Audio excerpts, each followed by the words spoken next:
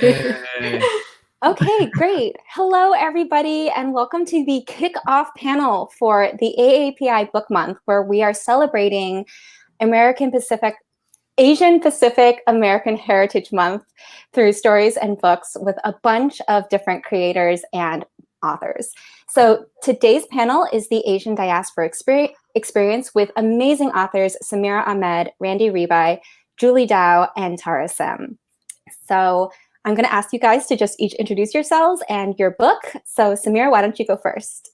Hi, I'm Samira Ahmed, and my most recent book is Mad, Bad, and Dangerous to Know, which I realize I have it behind me.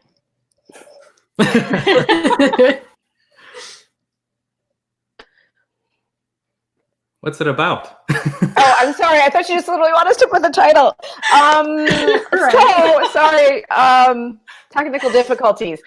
Okay, so Mad, Bad, and Dangerous to Know is a dual POV novel that follows the story of two Muslim women, one contemporary, two Muslim young women, who is searching for the woman in the second POV, who is a woman who's been lost in time, her story buried in history. So it's about how women's stories are buried, more specifically how women of color don't often get to tell their own stories. So it's a little bit of literary mystery, it's a little bit of romance, and it also has pastries. Awesome. Randy, why don't you go next? Yeah, I'm Randy Ribay, and my most recent book is Patron Saints of Nothing. And it is about a Filipino-American teenager whose cousin in the Philippines is killed as part of the drug war that's going on right now. He used to be really close to his cousin, doesn't believe his cousin was tangled up in all that, but his family won't talk about it, so he ends up going to the Philippines to figure out exactly what happened to his cousin.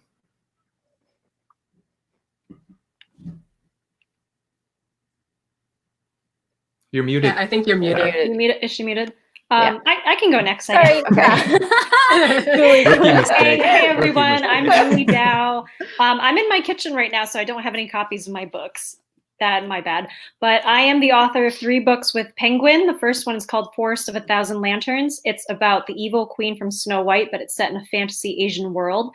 And I've got 2 other books with Penguin called Kingdom of the Blazing Phoenix and Song of the Crimson Flower.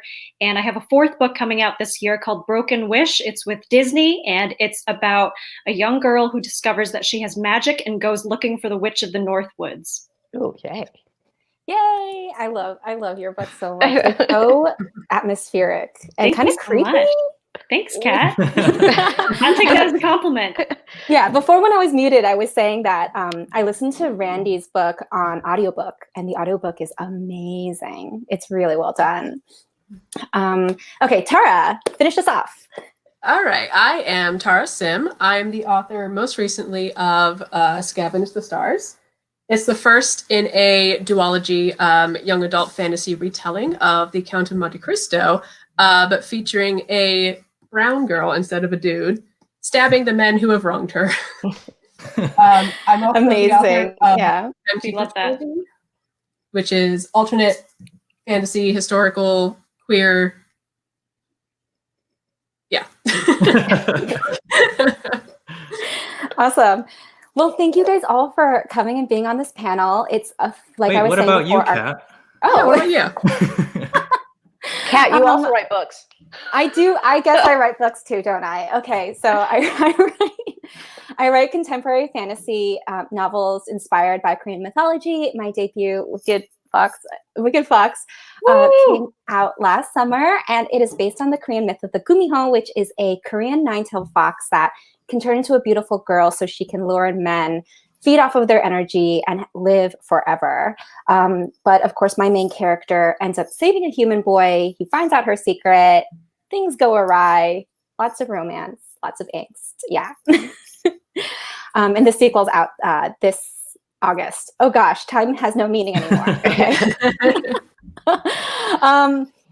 Okay, so let's just get into the questions before I make a bigger fool of myself. So like I was saying, this panel is about us talking about the Asian Diaspora Experience, and also about how it's so varied. It's really diverse within itself. Everyone experiences it differently.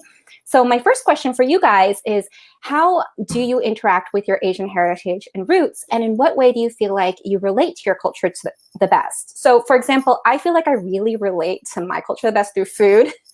And also through humor, because I find that when I watch like Korean variety shows, I find everything they say hilarious. So yeah, how do you guys relate to it, your cultures? Definitely food for me as well. Like, it was such a huge part of growing up, especially when like all of my friends would be like white and they would not be eating that kind of stuff, except for my best friends who would like come with me to like the Indian parties and stuff like that. And they would be like, oh, I'm craving a samosa right now. And it's like, yeah, you get it.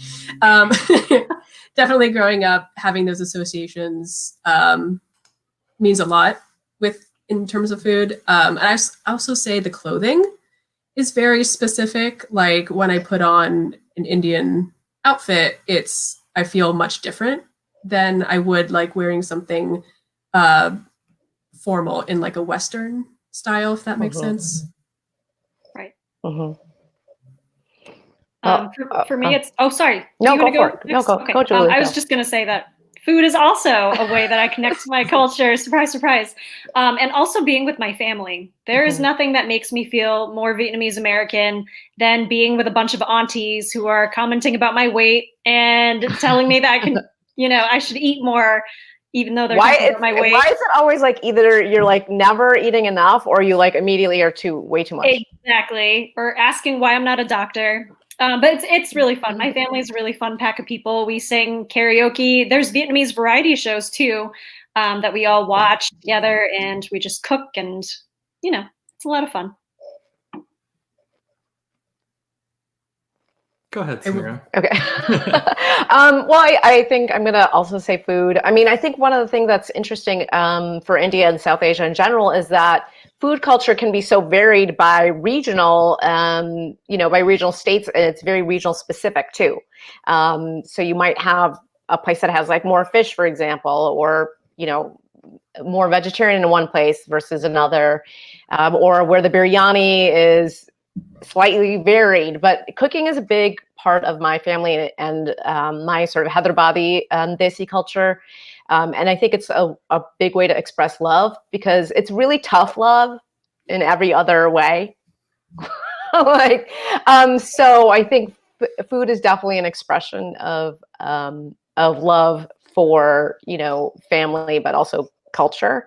And also I'd say like clothes and jewelry is like really big for me. And I think also textiles, like, a lot of Indian textiles, I'm drawn to a lot of those sort of rich, vibrant colors, and like the tapestries, and just the clothes in general. I think that's a big, Indians take a lot of pride in that. And I think it's also like, for example, if I went to like an Indian party, when I was a kid, when I was in high school, I wore black like a lot.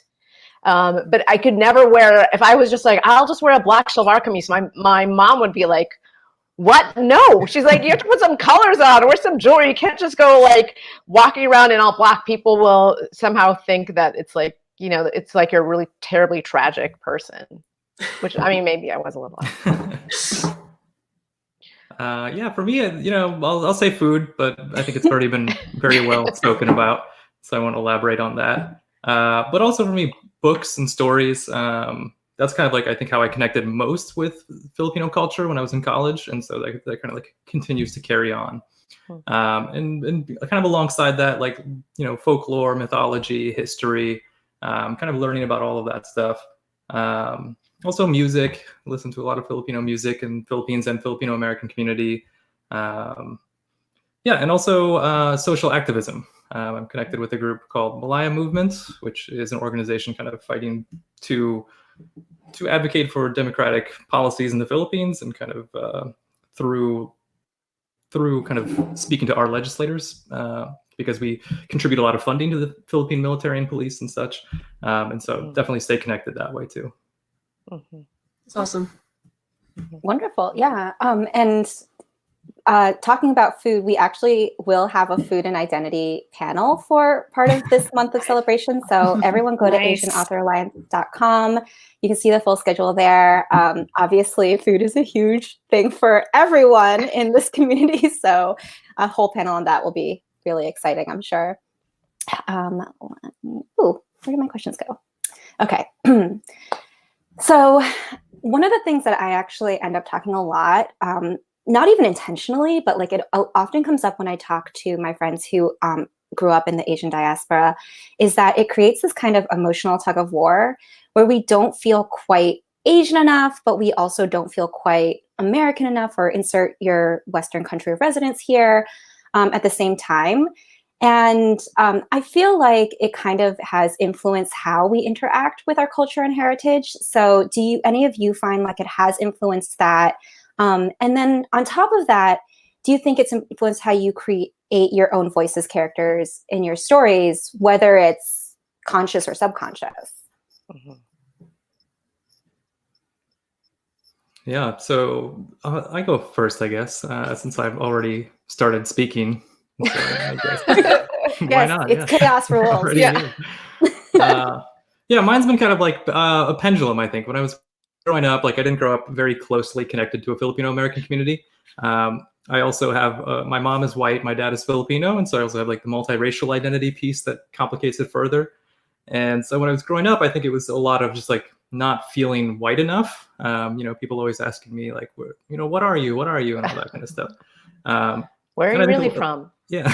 I think feeling a lot of that kind of pressure growing up, and then not really like being too connected to Filipino American community because wasn't really located around a strong community.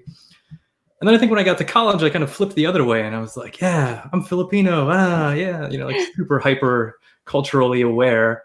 But then kind of with that came with like I'm not Filipino enough kind of sense, right? Mm-hmm. And I think I still had that sense when I started writing initially.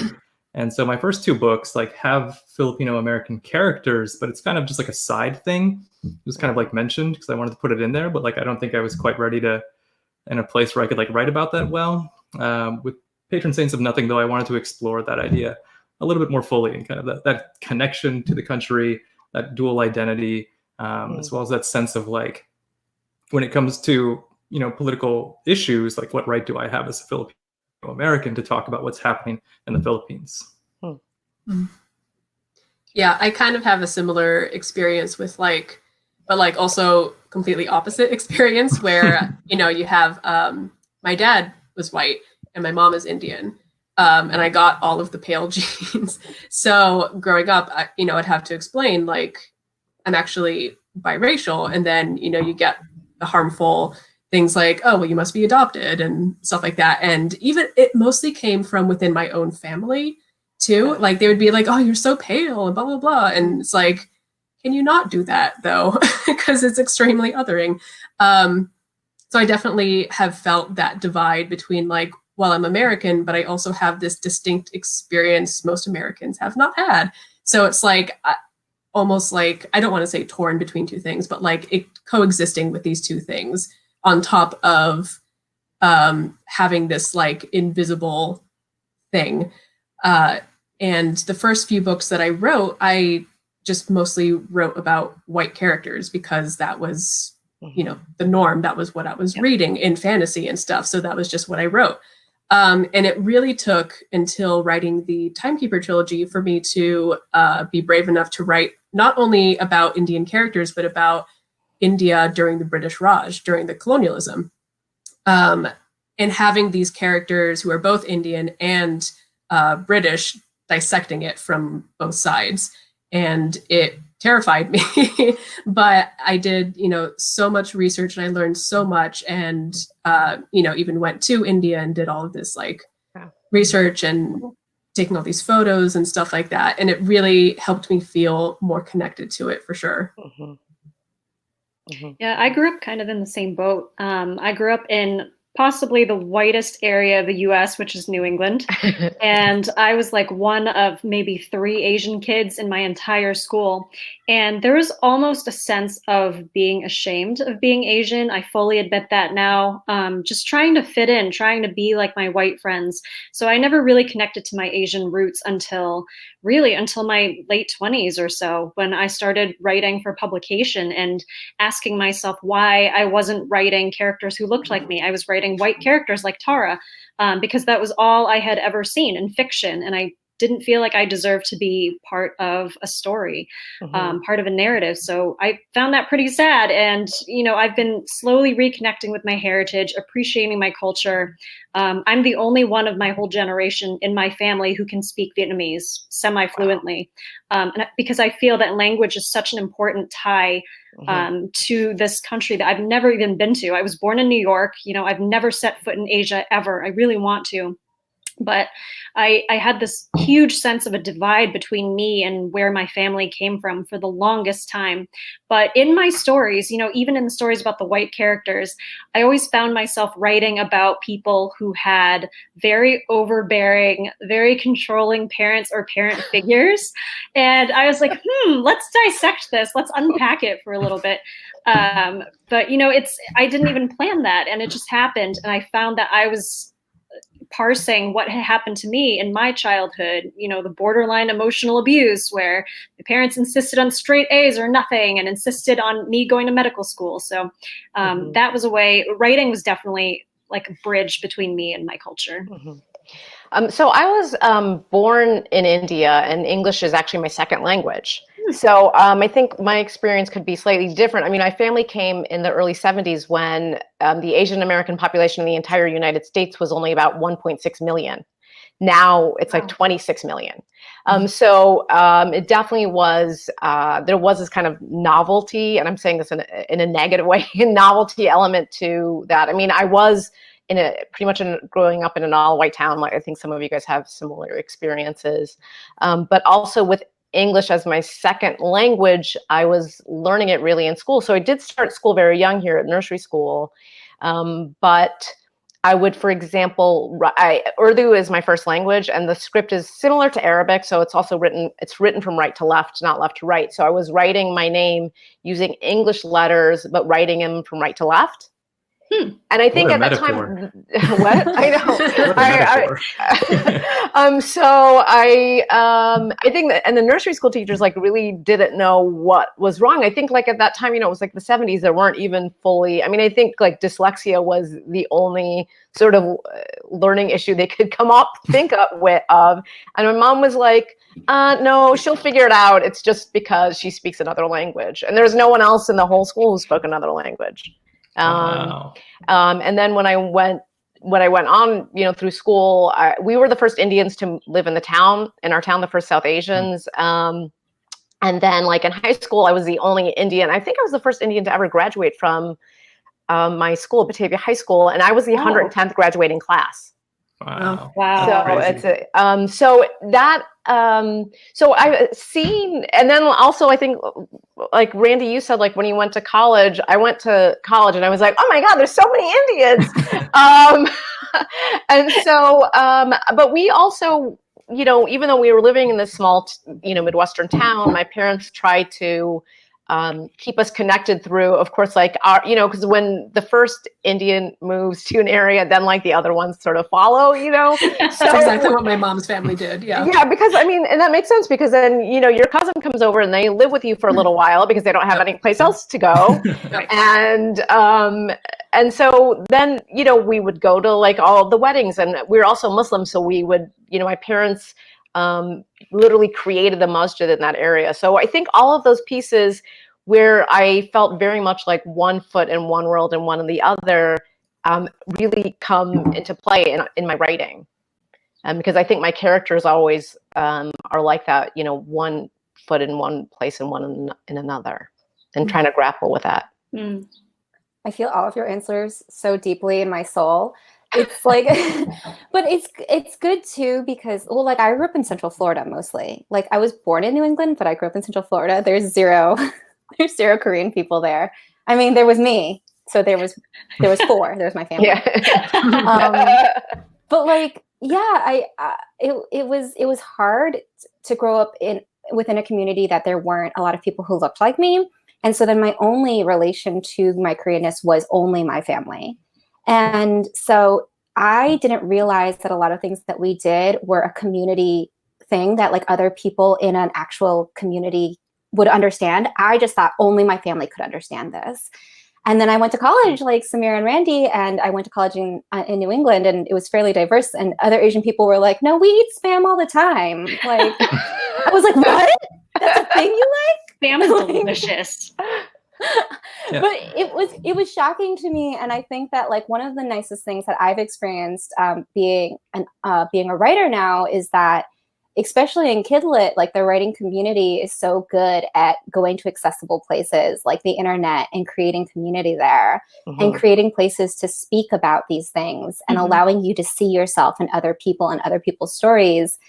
And for some of us, like for me, for sure, it was one of the first times that I was like, oh, I could talk to other people about this. This is so cool.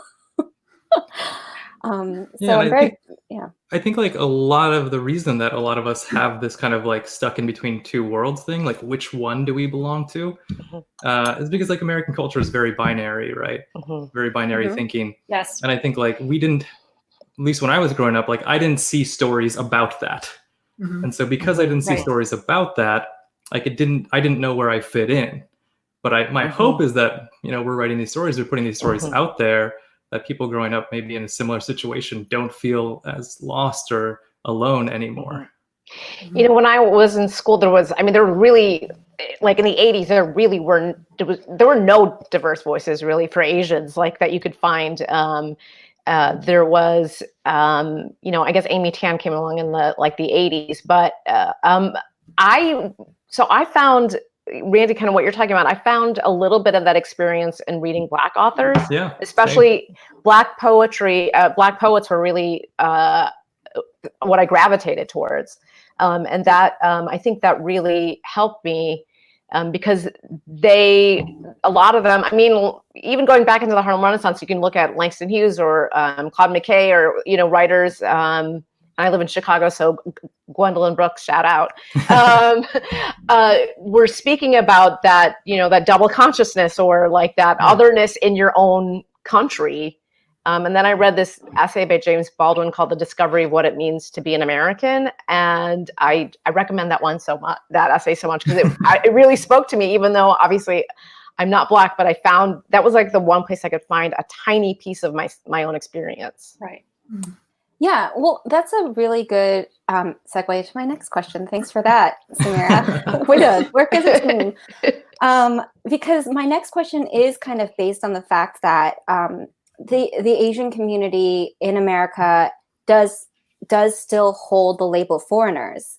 Like, Asians have been in the United States since like the 1800s at least, but we are still so often seen as foreigners, even if our family has been here for generations and generations. So it's kind of an interesting existence because we, you know, I mean, everyone has probably heard someone say, "Go back to your country" before, and then like your jerk reaction is to be like, "This is my country."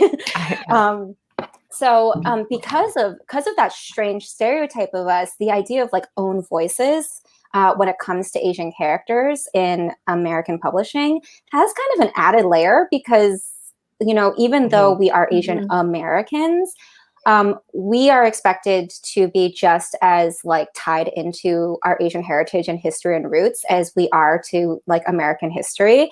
And it kind of feels like, I believe it probably feels like a lot of pressure and a lot of responsibility, like to get it right. And so I was wondering if you all could speak on how you take that responsibility, how you use it in your writing, and maybe even discuss kind of like how you feel like you might be getting pressures from both sides, you know, like, because I do think that happens a lot.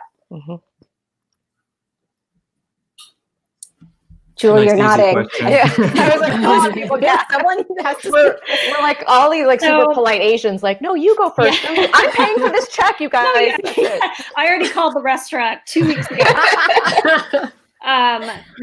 There is an immense amount of pressure. And going back to what I was saying about growing up just reading white authors and reading, white people writing about whatever they wanted, I sort of had the impression when I entered the publishing sphere that I could write anything too. And that's not the case for Asian American writers, because there are expectations laid upon us that are not laid upon white people, because the majority of publishing is white authors, right? There's so few of us that when one of us comes out into the spotlight, we have all this expectation from what white people and non-Asian minorities think of us, and what our own people think we should write. So, funny story, the one question that I got the most after coming out with my debut, Forest of a Thousand Lanterns, was why, if you're Vietnamese, why did you write a Chinese fantasy? And my answer is, I didn't even think about it, because that's the kind of movie that my mom loved when I was growing up. And I wrote this book in honor of her. She watched all these imperial Chinese dramas that were dubbed into Vietnamese, but they took place in China. And so to honor her, I decided to just set my book there. But I didn't know what a loaded decision that would be, because when I came out, there were Chinese people who felt that I did not have the right to write about this culture because it's not 100% me. I feel like Asian authors are often expected to just write themselves. You're not allowed to write anything else. You have to write only what you know, which is also hard because I'm part of the diaspora. I've never been to Asia. So I also had Southeast Asian people disappointed in me as well. I was just disappointing people left and right. And it makes Like sense. a true Asian child. I felt so Asian in that moment. But, no one's happy. I understood their disappointment because Southeast Asia is hardly ever represented. Every time you see a movie or a TV show, it's always an East Asian, you know what I mean? So I totally understood that. I just didn't think about it when I entered the publishing sphere, but now it's always at the forefront of my mind, what I'm writing, who I'm choosing to speak for. And it's tough. There's a lot of pressure and expectation on us. Yeah, when I wrote Chainbreaker, which is the second book in the Timekeeper trilogy, there was a trade review that basically said I was not Indian enough to write about India. And I was like, first of all, no, that's a bad take right there. And B of all, like, this takes place in Victorian times. How are you an expert on what India was like in the 1870s? Right.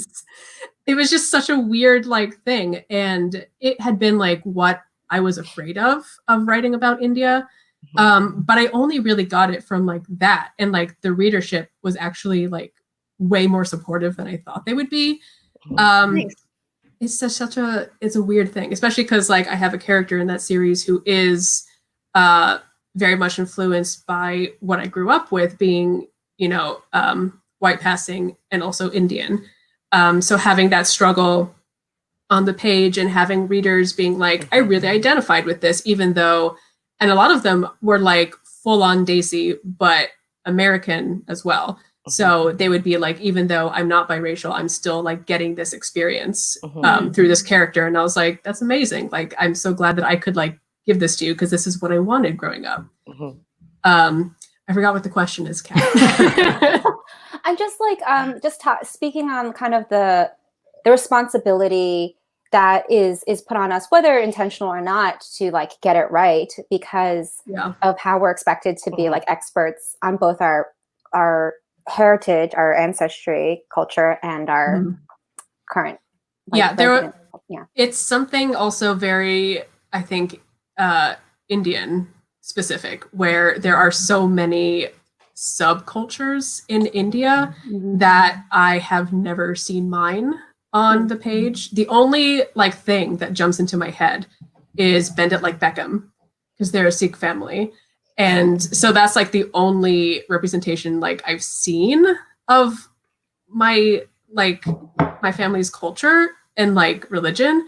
And so it's weird to be writing about Desi characters or fantasy versions of India and to have the majority of it be like Hindu based, because that's the more like fantasy thing.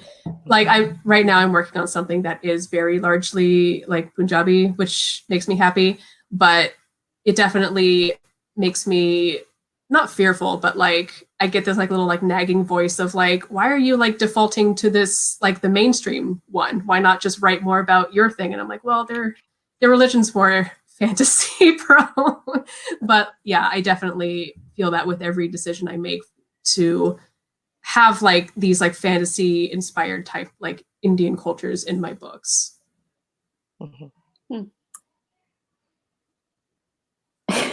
I'll go. Well, I Next. think you know, there's a lot of pressure because there's just not enough stories published. I mean, obviously there's enough stories to tell, but so I found two things. Because I have, even as an Indian, you know, I'm Muslim, so I'm also a minority in India. And that creates, Tara's like nodding, like so that's like a religious minority in India. So I get these like weird things, like some people are like, oh, you're Muslim, so you're Pakistani. And I'm like, no, I'm actually like Indian, like born in India. So I am actually both. And I think that a lot of people, you know, from more specifically being Indian and Muslim, really want there to be a certain kind of representation. And one story cannot represent all people and all experiences. And I feel like both publishing wants that to be true, and some readers want that to be true. And as for some readers who are so hungry to see any piece of themselves, you know, I can understand why you'd want that, to just like see a tiny piece of yourself reflected, you know, on the page or on the screen. But at the same time, that's not a burden that any single creator can hold, because it's just not possible. So what I always say to people, you know, when they'll say like, oh, you're writing like the Indian Muslim girl. And I'm like, well, I'm writing a Indian American Muslim girl. I'm writing an singular coming of age story of this particular, you know, for this particular character. And I think it's kind of hard because in publishing, they have this sort of very singular idea of what maybe an Indian is and what maybe a Muslim is. So for example, on my first book, my characters don't wear hijab. I don't wear hijab, you know, so I'm not like, I don't feel comfortable writing a main character wearing hijab. That's not like an own voices space for me, although I have characters in my books who do wear hijab. But I have to, like with my first book, I did have to push back a little bit, saying there can't be a hijabi girl on the cover, because that's not who the character is. That's just completely misrepresenting it. You know, half of Muslim American women don't wear hijab. So it's not like, so, but it's like really like this, we want everyone to be represented only in this way. And so it's just, I think it's a very tough position for creators. And it's also a tough situation for readers, because they just are hungry for, you know, every kind of story. But we're trying to get them out there. Yeah. Yeah. I mean, to echo a lot of that, right? Like, Filipino Americans are the third largest immigrant group in the United States, but we're so underrepresented proportionally in media. You know, like Julie was saying, Southeast Asia, like you hardly see it. In YA, you know, I'm pretty deep in YA, and I can only name a handful of books about Filipino American characters. And so whether you want it or not, like that pressure is there, because like, honestly, like I know a lot of people might read my book and it might be the only Filipino American story they ever read, right? Yeah. Unfortunately. Right. And I hope that's not the case, but that is probably the case sometimes. And I just like, I guess I was aware of that going into it, and I tried to be as clear as I could with myself that the story I was telling was not about the drug war in the Philippines. It was a story about a Filipino American kid trying to process the drug war in the Philippines, right? And so I was very upfront and clear with myself about what I was trying to write. And then I was aware of that responsibility and tried to do my due diligence in terms of, you know, I'm writing about something that's current, that is happening, and that is real. So, you know, I did the research that I could to the best of my knowledge to try to be accurate in all of that. You know, I had several Filipino readers, so it's sensitivity readers or cultural accuracy readers, who gave me feedback along the way too, to try to, you know, because most of my book takes place in the Philippines, and I've been there several times, but still visiting is a lot different than living there.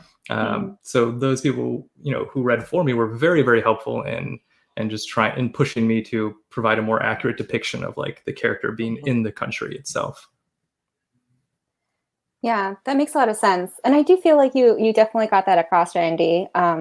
It definitely read as he was such a good window into it, because a lot of the ways he interacted it was as like being new to coming to this information. So like, even as a reader who isn't, like Filipino myself, like I was able to kind of understand his journey because he was so raw and like open with his both surprise and his emotions about it. So I really liked that about your book. Well, that's good to hear. But kind of what Samira was saying, though, sometimes people do still expect you to speak for everything. Like I remember one of the questions I got early when the book came out, I was doing an activity, and somebody was like, oh, like the character in the Philippines, his family, is that what Filipino families are like? And I'm like, no, like that's that's what that character's family is like. Yeah. Like I wasn't trying to like show you all of the Philippines in this one person's family. Yeah. That can be frustrating still. Yeah. Like Tara and I, we can't represent all 1 billion plus stories. The two of us, between us, we got it all. Yeah.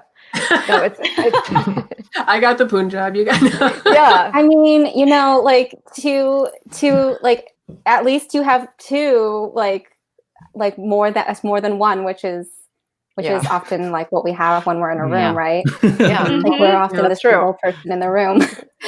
So she and I were conspiring earlier. yeah. Let's just dancify this whole thing. How did both of you sneak on this panel? We're always supposed to have one. One of That's each. the rule in publishing. Only nobody one. told me there could be another one. The Highlander is here, right? Now there's going to be the dual section. I know. I am the Vietnamese authority in all of YA. Yeah. You are, Julie. Only me.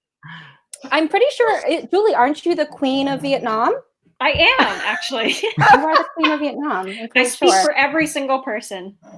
Yeah, that's great. And I personally know BTS. I personally know like You all know BTS. Oh, Korea, BTS. We're all friends with each other. We're all best friends. I just don't like to talk about it too much because I'm very humble. So that's how I am. Of course you are. You're Asian, so you have to be. We do. We all because what should be a funny story, but is actually kind of sad, is because like one of the only Korean famous people when I was young was Margaret Cho, and my last name obviously is also Cho, so like people would just assume we were related. Yeah. And like for a while when I was younger, I was like, oh, haha, so funny. But after a while, I was like, is this racist? I think it is. Like, it's amazing the number of things you look back on. You're like, that was racist. Wait a second.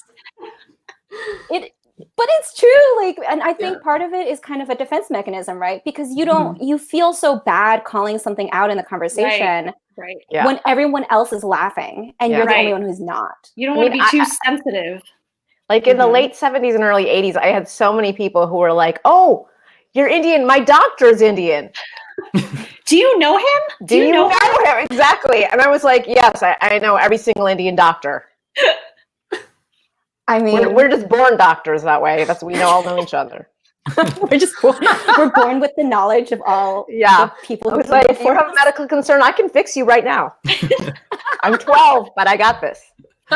Can you imagine? That would be great. I'd have to do so much less studying.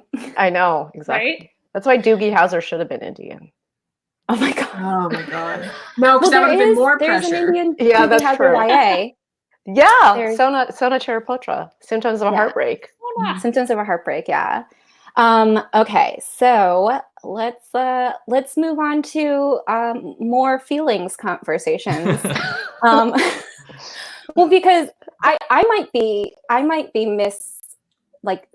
understanding this because I did grow up in Central Florida, which was very isolating for me. But I feel like as the years have gone on, the idea of like the diasporic identity as its own individual identity, like outside of like the two that combine to make it, has become kind of its more independent thing. And part of that might be because we're creating these these dynamic communities online where we're just talking about it way more, about these feelings that are so universal amongst diaspora kids. But like, what are your thoughts about that? Like, I honestly want to know how what of you feel about the idea of diaspora.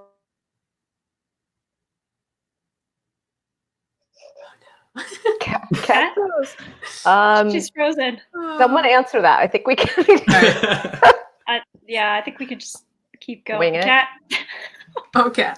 She's doing the love you, Kat. mannequin challenge, you guys. It's okay. Julie, why don't you go? Okay. Since I'm talking. The question was, how do we feel diaspora has changed? Is that what she was asking? Well, I think it's like about the creation of diasporic identity. Like, is that something that you felt like that's been built up more as its own separate identity from, like, say, just American versus just, you know, what nation or ethnic group you're from? Yeah, I think so. I think that being part of the diaspora is very, very different from, you know, feeling wholly American or feeling wholly whatever country of origin your family came from. Oh, there goes Kat. Yeah, I think that it's a very unique identity. And we came up with these issues when movies like that Matt Damon movie came out. I forget what it was called, where he was like fighting monsters in the Great Wall, and Asians in Asia didn't. Right. Yeah, I forgot what it was called. Yeah, I remember that now. But Asians in Asia didn't see what the problem was. And they didn't understand why Asian Americans, like Asians in the diaspora, were so angry, because we don't see enough of ourselves in our cultural stories. Like, why are they inserting this random white dude in there? I haven't even seen that movie. I don't know how he got there, what the narrative is, but you know, there's this disparity between being born in Asia and seeing yourself everywhere, and being hi Kat. Oh my and God, being I Asian in America and never seeing yourself. So Yeah, I think that was a good. Sorry, We were starting to say we just went ahead, Kat. We did it. You're We back. just assumed we knew the rest of the question and ran with it. Yeah, we were just talking about that Matt Damon movie, that terrible movie, and how the people in the diaspora feel differently about it than Asians in Asia do.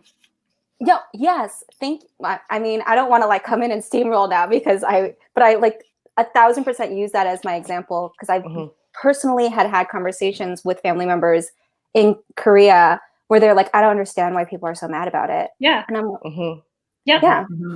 Yep. I mean, that is like an older. There was this Peter Sellers movie called The Party. It's a very old movie, and Peter Sellers is basically in brownface. He's acting like an Indian, and it's like this is like where Birdie Num Num comes from. Anybody? Or no, it's like, anyway, it's like very, very old. But like, I remember like the parent generation. So like that would be like the older boomer generation thought it was hilarious. Mm-hmm. And I was like, I watched some of it. I was like, I think this is kind of racist. I'm like, because he was basically going to this party and he's like sort of this fumbling Indian guy, and he has like his Indian, you know, his fake Indian accent. But it is like the same thing where like they all saw it in India, because I guess it came out in the 60s maybe. I don't know. So they saw it like when they were in India, and somehow it wasn't as offensive to them. So I do think there is that interesting, you know, diaspora kids and adults, I guess, occupy this interesting space where I think we can have an interesting lens on both American culture and, you know, sort of our cultural heritage too. And I think both can speak to each other, like in dialogue. And I think that's one of the really cool things about being, you know, a diaspora kid, or, you know, growing up within that, you know, diasporic experience. Mm-hmm. Yeah, it's definitely, I'm glad that it's become this like entity, basically, that isn't just targeted to like a specific, like, you are this, so therefore you're in this group, and then you're over here with this group. It's like, I have so many friends who I can talk to about this, and they understand exactly what I mean, even if like our families are from different countries. So having that like shared experience is really like validating, because I didn't have that growing up. Like even when I went to college, I didn't have that. There were so many white people at my college. I don't know why. I know why. You know why, yeah.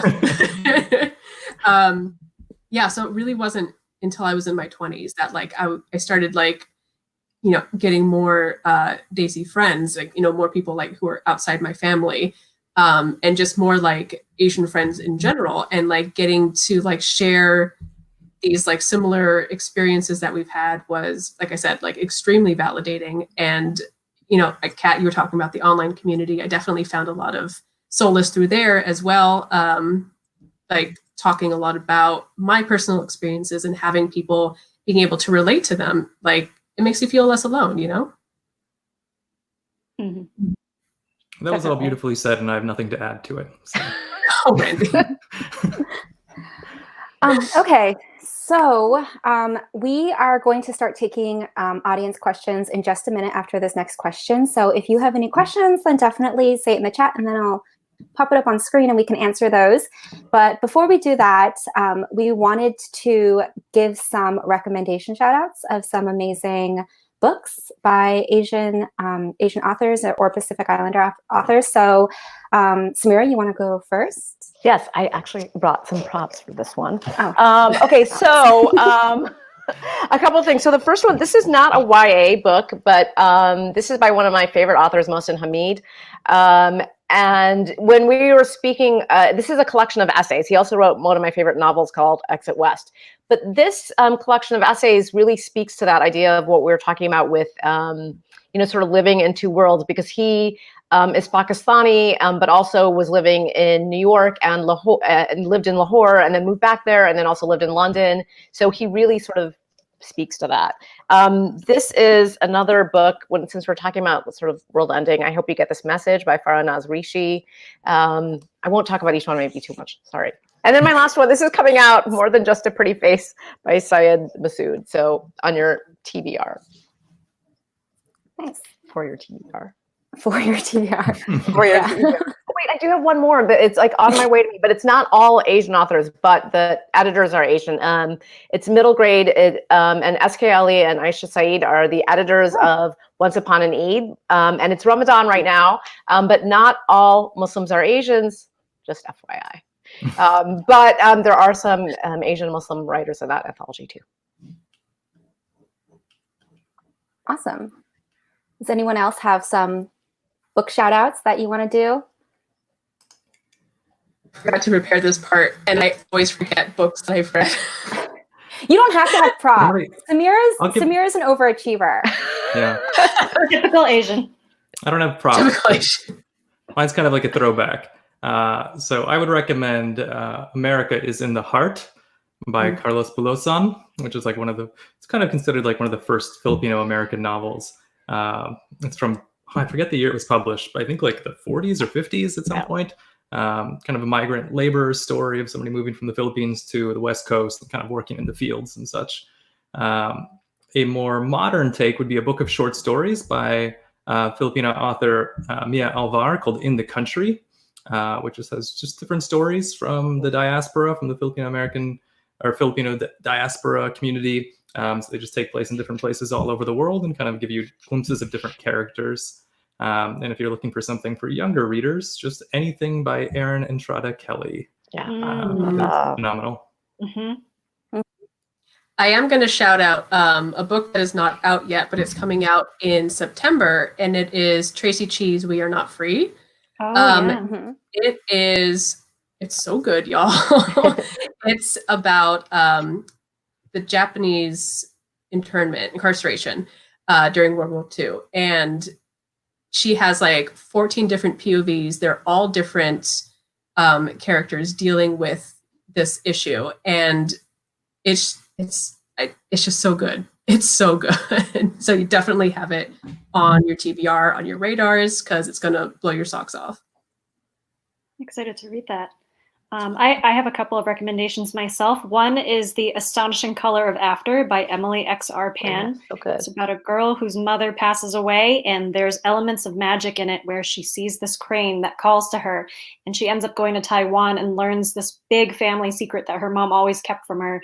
I read the arc on a plane while I was on tour for Forest, and I was bawling the whole time. My tour mates kept asking, "Are you okay? Are you okay?" Because my eyes were so red. It was just such a lovely, lovely book. And I also want to recommend Where Dreams Descend by Filipina-American author Janella Angeles. I believe that has been moved, right? It was supposed to come out in June, and it's been pushed back a little bit, but it's this August, gorgeous. Yeah, August. Yeah. It's this gorgeous, I blurbed it and I absolutely loved it. It's a mashup of Phantom of the Opera meets Moulin Rouge, but it's a completely original story and it's absolutely romantic and magnificent and breathtaking. And super atmospheric. Yes. I also atmospheric. That's awesome. Yeah. So for you guys stole so many of mine. I feel like I'm like staring at my bookshelf. I legit was going to recommend like 2 of those books, but now I have to like look at my bookshelf. One of the ones that I have been recommending a lot lately is The Silence of Bones by Junher, because it's a historical mystery set in Joseon, Korea, and it's a really, really good murder mystery on its own, but the like cultural aspects of Joseon, Korea are like so well done, and it gives such an atmosphere actually to the story that like fits really well with a mystery. And it uses the true fact of the fact that Korea had the first female police officers with arresting powers in all of history. Wow. So that's really cool, I think. I mean, part of it was based on patriarchal reasons, like men aren't allowed to like go into the female quarters. So like they had to have women do it. But it's still kind of, she uses it really well to like give her main character some really nice agency and a very amazing historical mystery. And then the other one that I really want to recommend is The Forest of Souls by Lori Lee, which is and it's coming out. It's an amazing Asian fantasy book. And then if you like sci-fi, I will never stop recommending Rebel Soul by Axio, because it's literally a manga, or an anime, but in young adult book form. So, it just, I really love it. So, okay, let's see if we have some questions. I saw some back. All right, here's one. Are your works received differently in other nations, including those referenced in your works? Well, none of my books ever sold anywhere in Asia, which my editor told me to expect, because I guess, you know, it's harder to sell over there as an Asian American author. It only sold in Spain and in Russia, and I think they're pretty well received there. My books aren't translated to like other languages in Asia, but they are available there in English. But I'm not sure. Like, so I'm not sure like how they're received. No, I feel like I've heard more from Latin American readers. But that makes sense for me because my book is very K-drama influenced, and K-dramas are really big in Latin America. So I haven't been translated in Hindi or Urdu or any other Indian language, but my books are available in India in English. I haven't really heard that much from it, but I do think it's actually, I think whether our books sell in translation is kind of an interesting topic if you're not a white author. I would be interested to see actual data on that. My books have been, I do hear a lot from European readers. I've been translated into Swedish, Spanish, internment's going to be in French, Dutch. Cool. I actually got to go to a festival in the Netherlands, so I got to actually meet a lot of Dutch readers, which was really cool. And one thing that I think I learned from that is that, you know, your story can feel like, maybe it feels really Indian or maybe it feels really American, but I think, you know, we can find ourselves in characters and in books, you know, we don't have to look exactly like those characters. I think that's something that's interesting to think about, because when we all grew up, we didn't have, you know, we read books mostly with only white characters and we survived. Yeah, my experience is mostly like with the UK and France, and I haven't heard anything negative, so I guess that's good. It's always a good sign. Yeah. I think I was actually more worried about getting vitriol from like British readers for how I like completely wreck their stuff in Chainbreaker. But I didn't, so yay. That's good. For me, it's been pretty interesting. The difference is pretty stark between American readers and readers in the Philippines.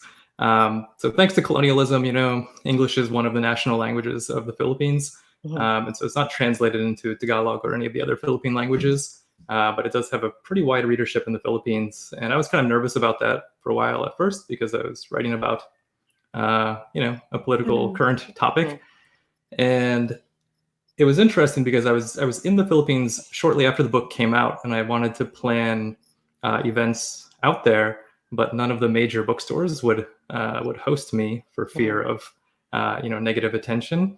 So I ended up doing some like underground event. But since then, it's actually been very well received by readers that have reached out to me in the Philippines. In America, it's usually like the window, the mirror or the window kind of reaction, depending on the person who reads it. But in the Philippines, first they usually like express kind of sadness that this is a story that, that this is happening in the Philippines, but also like appreciation that I'm talking about it and kind of continuing to keep attention on it so that, people are aware of what's going on. One of the coolest things was I have, it's kind of weird when I frame it like that. But I refer in the book to a senator who is currently imprisoned, who was an outspoken critic, Leila de Lima. And she actually read the book and like wrote me a letter and then like penned an op-ed. Yeah, like in a Philippine news outlet telling people that they should read it. So that was so cool. That's awesome. Yeah. Cool. All right, next question is, how do you feel publishing atmosphere? Yes, this is a really good I love the profile picture. How do you feel the publishing atmosphere has changed since you began writing? Since we began writing, or since we began writing for publication? Because for me, there's quite a span of time. Yeah, I was let's gonna say since you began writing for publication, because that's probably when you were like paying attention to publishing. Yeah, I started writing for publication when I was 21, 22. I'm in my mid 30s now. And I definitely saw fewer Asians represented in media, a lot fewer, even though there aren't that many now. There weren't that many Asian people being published or publishing Asian stories. And I feel like there's more awareness. There's a lot more care now. I was reading a couple of books. I won't call them out, but they were published even as recent as 2010 or 2009. That's only 10 years ago. And they had some pretty, ableist language. There was some borderline racist stuff. And nowadays people are a lot more aware that certain phrases aren't okay to say, certain things, certain descriptions aren't kosher, you know what I mean? So I think that people have grown a lot more aware and respectful, hopefully. I mean, I think statistically looking at things, we've seen some modicum of improvement in diverse voices being represented in our books, in books and on our shelves. But I still think we have a pretty long way to go. Totally. And,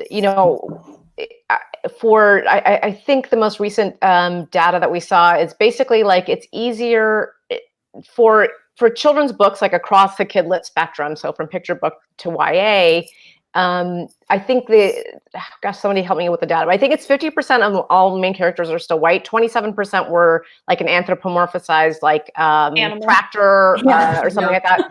And then all the rest would be minorities. So for all other marginalized groups are still more likely to find like a story about like, the talking pickup truck or whatever than they are of, for somebody from their own background. And I think that's, I do think that we've made some strides, and, organizations like We Need Diverse Books has been pushing like so hard and have been doing amazing work. And I think just from their work, we see like how much more work we need to still do. And it takes really all of us collectively trying to push for that. And I do see like editors now being much more aware and open to diverse voices, but I still think we have there's a lot of room for growth, which is, which I think we can look at as an opportunity. I think a lot For of sure. that, a lot of that growth, in my opinion, needs to happen like at an industry level. Yeah. Because a lot of times we look at the books that are coming out and the authors, right? But there's so much more behind the scenes in terms of gatekeepers, right? Agents, Right. editors, marketing people, art design folks. And like a system is going to reproduce an image of itself, right? Of course. And Right. I think, when you, again, look at the statistics, like it's still, like 90% white or something like that, I think. The most recent one I saw, or something around that, like in the publishing industry overall. And so I think, if we want long-term meaningful change at a, wider scale, I think it will also involve diversifying who is working and publishing at every different level. Absolutely. Yeah, And also, for sure. like, even from like the internship level, because publishing is also one of those, one of these, like one of the old tiny professions in some way, where it's like knowing someone or having connections helps, and it's so focused in New York, and just having poorly paid or unpaid interns as like one of the only gateways to getting into the professional side of it, it makes it really hard for people who don't have that initial connection. But it's like with all institutionalisms, there's some people inside who are working, but it's got to be pushed harder, I think. Right. Yeah. Like Samira said, there's lots of room for growth. And I think a big portion of that should also be focused toward intersectional books, because for me, this comes twofold, right? Like both being person of color and queer, like I'm seeing so many more books with these kinds of like topics and characters and cultures and stuff, but not as much with like intersectional, especially like in genre. Like, give me more genre with these things, please. Give me all the fantasy and horror and sci-fi with like, lots of growth to do. It shows that like we see growth like outwardly, but there's still so much to happen behind the scenes. And like, even though people are being hired behind the scenes, they also need to be listened to. Right. So Right. just hiring an editorial assistant or an intern who's a person of color, who's LGBT, who's, who is a diverse in any aspect, it's not enough if you're not listening to them when they're talking to you. Right. It can't be a and token. explaining why something's hurtful. Exactly. Tokenism. But I mean, we need to have, people of color and people from all marginalized backgrounds at like the acquisition level. Yeah. Yes. That makes it, because think about like, there have been some major like issues that have like, think about, for example, thinking that would be an awesome idea to take old classics and putting brown face or black face cover on them.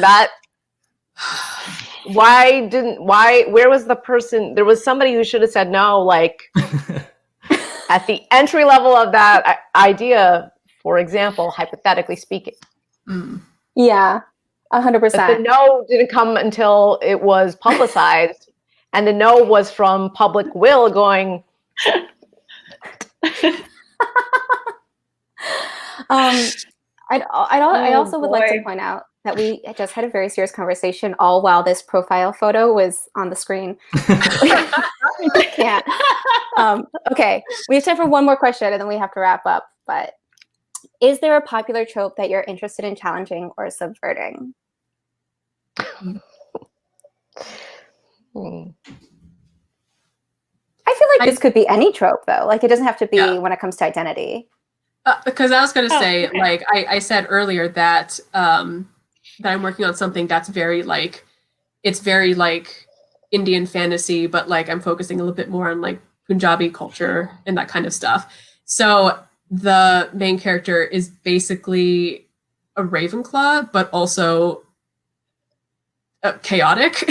So I want to like, because growing up, I was never a very like school person. Like I didn't like school. I didn't like homework, even though I got good grades because I had to. It wasn't for me. I just didn't like it. I would much rather have been doing other things. And so I wanted to, I really like subverting this whole like, oh, you're Asian, that means you must be smart or like love learning and stuff. So I wanted to kind of like take that into a character, but have her be just like completely like a gremlin about it. If that makes sense. I love Tara, that love was going to be my answer too, because I was like an Asian who was not good at math. Everyone, God, every failed- white kid in my math. class was like, "Are you good at math? You must know calculus." And I was like 10 years old.